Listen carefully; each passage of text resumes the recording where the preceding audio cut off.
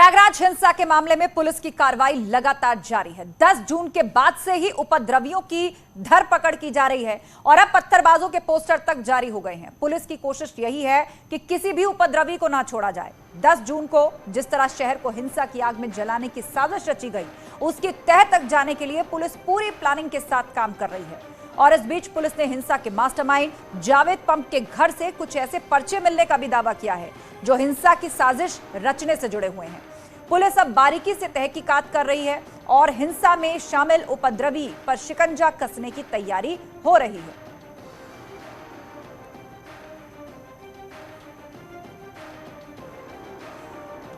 तो पोस्टर में पत्थरबाज अब सबका होगा हिसाब। ये 3 पोस्टर जारी किए गए हैं प्रयागराज पुलिस की ओर से। बिगाड़ने के लिए जिसने भी पत्थर फेंके उनके खिलाफ कड़ी से कड़ी कार्रवाई की जाएगी। 40 और लोगों के नाम बहुत ही क्लियर हैं, नाम पते उनके पीछे पुलिस काम कर रही है। वो घरों से भागे हुए हैं, फरार हैं। लगातार उनके ठिकानों पर दबिश दी जा रही है।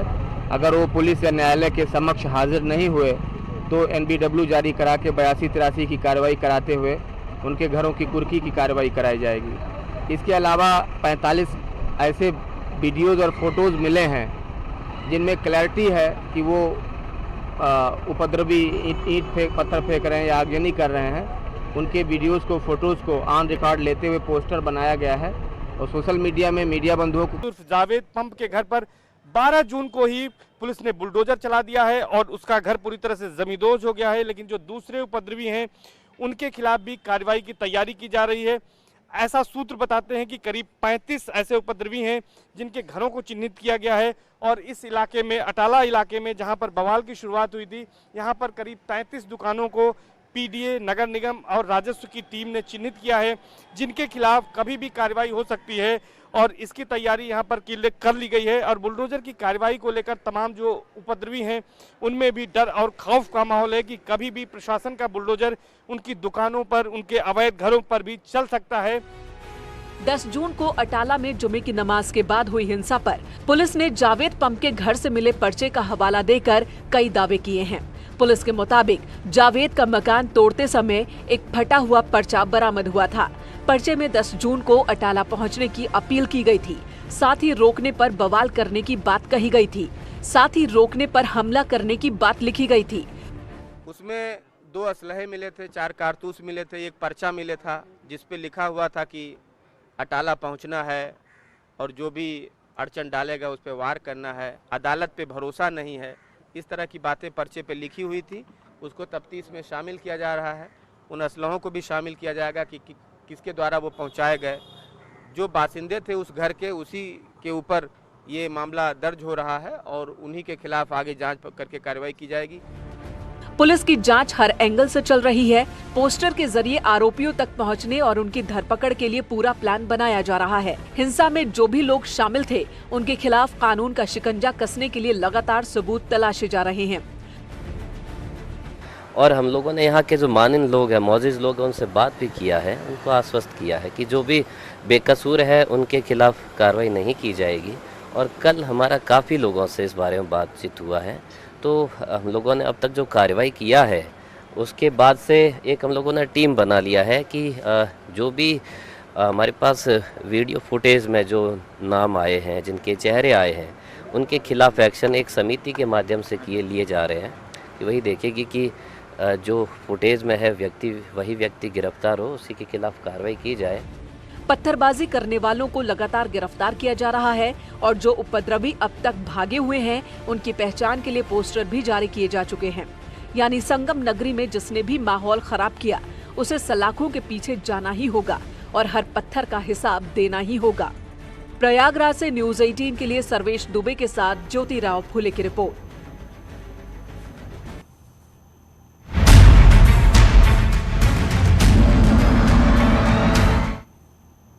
उत्तर प्रदेश में हिंसा रोकने के लिए अब योगी सरकार ब्रिटेन के तरीके का इस्तेमाल करेगी। दरअसल हेलीकॉप्टर के जरिए अब दंगों पर नजर रखी जाएगी ताकि उपद्रव मचाने वालों पर लगाम लगाई जा सके। सरकार की प्लानिंग आखिर क्या है, इसे भी समझिए। हिंसा रोकने के लिए योगी सरकार का यह बड़ा प्लान है। हेलीकॉप्टर प्लान इसे क्यों कहा जा रहा है? दरअसल ब्रिटेन के तरीके का इस्तेमाल अब योगी सरकार उत्तर प्रदेश के अंदर करेगी उपद्रवियों पर नजर रखने के लिए। हेलीकॉप्टर के जरिए दंगों पर नजर रखी जाएगी। जिस भी इलाके में हालात संवेदनशील हैं या दंगे हो रहे हैं, वहां पर हेलीकॉप्टर से नजर रखी जाएगी। उपद्रव मचाने वालों पर नकेल कसने में इससे मदद मिलेगी। ये हेलीकॉप्टर का इस्तेमाल अब योगी सरकार करेगी। अचानक होने वाले दंगों में हेलीकॉप्टर से निगरानी होगी। ऐसे स्थानों पर जहां अचानक हिंसा भड़की हो, वहां भी हेलीकॉप्टर का इस्तेमाल होगा और इसके जरिए प्रभावी कार्रवाई की जा सकेगी। एक्सपर्ट्स डेलीगेशन ने गृह विभाग को इसका ब्लूप्रिंट दिखाया है। मतलब ये पूरा का पूरा हेलीकॉप्टर प्लान दरअसल कैसे एग्जीक्यूट होता है। ब्रिटेन के डिफेंस एंड सिक्योरिटी एक्सपर्ट्स ने ये ब्लूप्रिंट जो है वो उत्तर प्रदेश की योगी सरकार के पास रखा है और इस ब्लूप्रिंट के आधार पर आगे की योजना अब उत्तर प्रदेश सरकार बनाने की तैयारी कर रही है।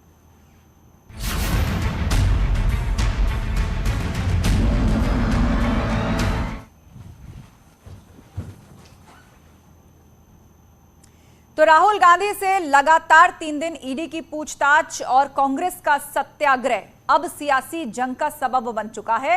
कांग्रेस की ओर से पूछताछ को बदले की भावना से की गई कार्रवाई बताकर दिल्ली में जमकर हंगामा हुआ है। आगजनी वाले प्रदर्शन के जरिए कार्यकर्ताओं ने यहां अपना जोश दिखाने की कोशिश की, मगर उस पर अब सवाल उठ रहे हैं।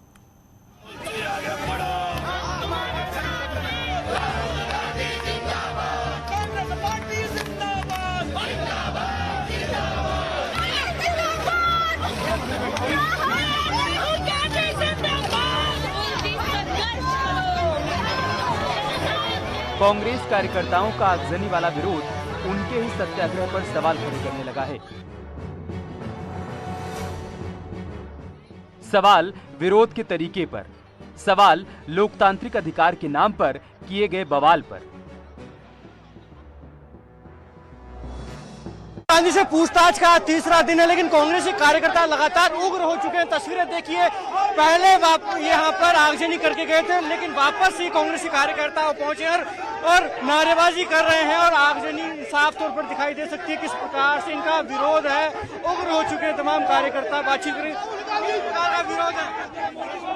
ये राहुल जी को ईडी वाले जो परेशान कर रहे हैं और अमित शाह और तुम्हारा मोदी जो राहुल गांधी को परेशान कर रहे हैं, हम इसके विरोध के अंदर। लेकिन आगजनी करके किस प्रकार का विरोध जताना चाह रहे हैं? हम अपना विरोध अपने नेता के लिए जताना चाह रहे हैं। नेशनल हेराल्ड केस में लगातार तीसरे दिन राहुल गांधी को ईडी ने तलब किया तो कांग्रेसियों ने अपना सत्याग्रह तेज कर दिया। कार्यकर्ताओं का जमावड़ा पार्टी ऑफिस के बाहर लगा तो पुलिस ने भी मोर्चा संभाला और प्रदर्शनकारियों को हिरासत में लिया गया।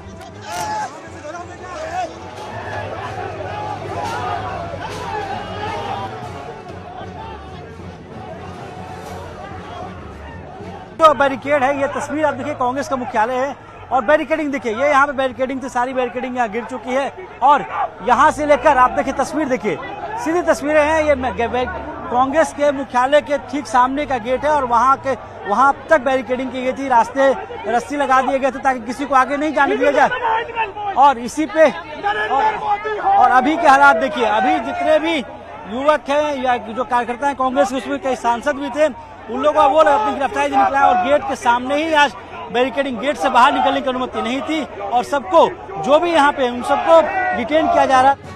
ईडी दफ्तर के अंदर राहुल गांधी से सवाल जवाब हो रहे थे और कांग्रेस दफ्तर के बाहर पार्टी कार्यकर्ता पुलिस से उलझ रहे थे। सियासी तकरार ऐसी कि महिला कार्यकर्ताओं को भी पुलिस गाड़ियों में भर कर ले गई।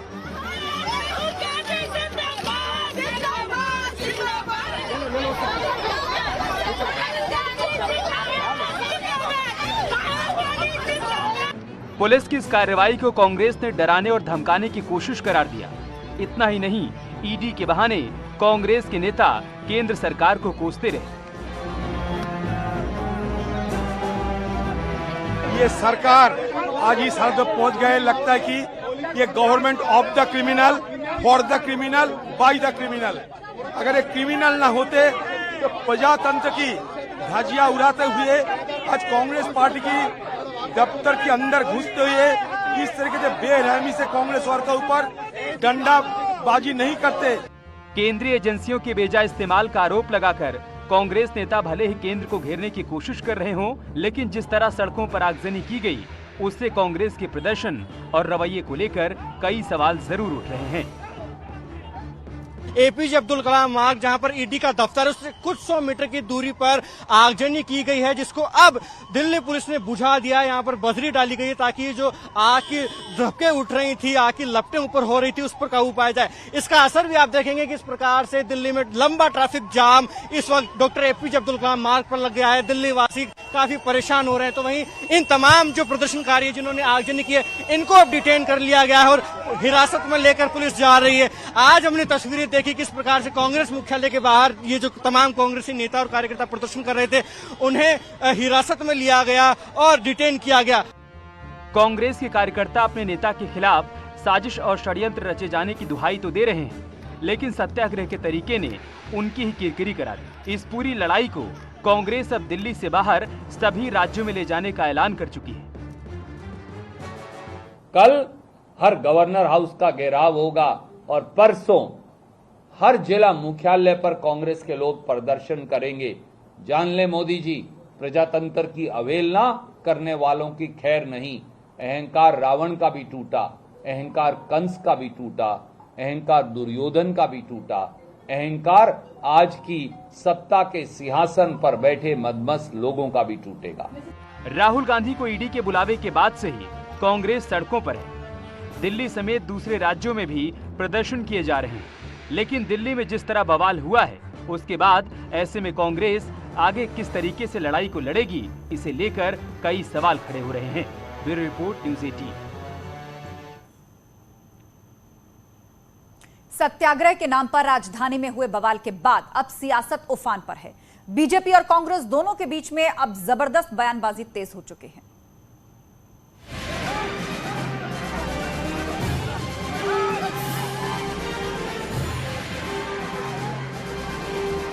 कांग्रेस के नेताओं और कार्यकर्ताओं का राजधानी दिल्ली में आगजनी वाला सत्याग्रह सियासी बवाल का सबब बन गया है। सत्ता पक्ष और विपक्ष दोनों आमने सामने हैं। कांग्रेस ने दिल्ली पुलिस की कार्रवाई पर सवाल उठाते हुए तो बीजेपी ने कांग्रेसियों के मंसूबों पर सवाल दागे। पर इसे चेतावनी माने दिल्ली पुलिस भी और भाजपाई कि हमारे सब्र का इम्तिहान ना लें। किस हैसियत से दिल्ली पुलिस ने भारतीय राष्ट्रीय कांग्रेस के कार्यालय के अंदर हमला बोला? कैसे वो दरवाजा तोड़कर अंदर आकर कार्यकर्ताओं और नेताओं को पीट सकते हैं? फिर तो इस देश में हर घर में जहां मां, बहन, बेटी, भाई, पिता है, दरवाजा तोड़ेगी दिल्ली पुलिस, अंदर जाएगी और पीटेगी और कहेगी आप घर में 5 लोग क्यों बैठे हैं? इसका जवाब और हिसाब दोनों मोदी सरकार और दिल्ली पुलिस को देना पड़ेगा। सरकारी एजेंसियों को काम करने से रोकने के लिए दबाव बनाना और दबाव को झड़प और आगजनी की सीमा तक ले जाना, जो कुछ ये हुआ है, यह दर्शा रहा है कि अगर 3 दिन से यह जमावड़ा हुआ था तो उसका वास्तविक मंतव्य क्या था, वह क्रमशः उजागर होता चला जा रहा है। दिल्ली में मचे गदर पर सियासी तकरार चरम पर है। कांग्रेस की ओर से ईडी की पूछताछ पर भी सवाल उठाए जा रहे हैं और कैमरे के सामने सवाल जवाब करने की नसीहत दी जा रही है, मगर बीजेपी को कांग्रेसियों की नीयत में खोट नजर आ रहा है। यदि एजेंसी के पास सारे सबूत है और भारतीय जनता पार्टी कैमरे के पीछे बैठकर सारे अफवाह फैलाने में लगी हुई है, तो मैं तो केंद्र सरकार से मांग करता हूं और ईडी से भी ये मांग करता हूं कि वहां सारे मीडिया हाउस के कैमरा लगा दिए जाए, जो सवाल उसके हैं और राहुल जी जो जवाब दे रहे हैं पूरा देश सुने, जाने, समझें और वो तय करें कि सच क्या है। यदि हमने नेशनल हेराल्ड को बचाने का अपराध किया तो हम अपराधी हैं। करप्शन के कारखाने में तालाबंदी और लूट के लाट साहबों की नाकाबंदी का हाहाकार और हंगामा है, और कांग्रेस पार्टी जितनी पसीना बहा रही है अपने युवराज को के करप्शन को बचाने के लिए, उससे एक ही चीज़ दिखाई पड़ती है कि कांग्रेस आज वेंटिलेटर पर है, लेकिन इनके नेताओं का अहंकार, उद्दंडता, अराजकता एक्सीलेटर पर है। बयानों के जरिए एक दूसरे पर हमला करने का मौका कोई नहीं छोड़ रहा, लेकिन असल सवाल इस बात का है कि आखिर असल मुद्दों से ध्यान भटकाने की कोशिश कौन कर रहा है।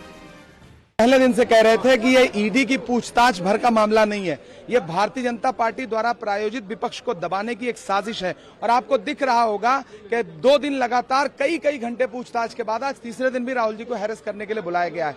और आज ये जो काले कपड़े मैंने पहने हैं, ये प्रतिरोध के लिए पहने हैं। पिछले 2 दिन में जिस तरह से कांग्रेस के एमपीज के साथ, कार्यकर्ताओं के साथ जिस तरह की बदतमीजियां हुई हैं सड़क पे, जिस तरह दुर्व्यवहार हुआ है, उसके खिलाफ हम लोग सारे लोग खड़े हैं। तो पहले तो पार्टी की संपत्ति, पार्टी से जुड़े हुए ऑर्गेनाइजेशन की संपत्ति और धन अपने नाम किया। अब पार्टी कार्यालय को ही किसी भी प्रकार की उपद्रवीय एक्टिविटियों या इस प्रकार के आंदोलन जिसके कि अंदर आज आगजनी की भी समाचार आए हैं, उसका केंद्र बनाया। यह अपने आप में कांग्रेस के वास्तविक चरित्र को उजागर करता है। एक तरफ ईडी के सवाल हैं तो दूसरी तरफ साजिश और षड्यंत्र के आरोप हैं। साजिश किसने रची और षड्यंत्र कौन कर रहा है, ये तमाम पहलू सियासी हो सकते हैं, लेकिन सत्याग्रह के नाम पर हिंसा को हवा देने की कोशिश ने कांग्रेस को जरूर बैकफुट पर ला दिया है। Bureau report, news 18।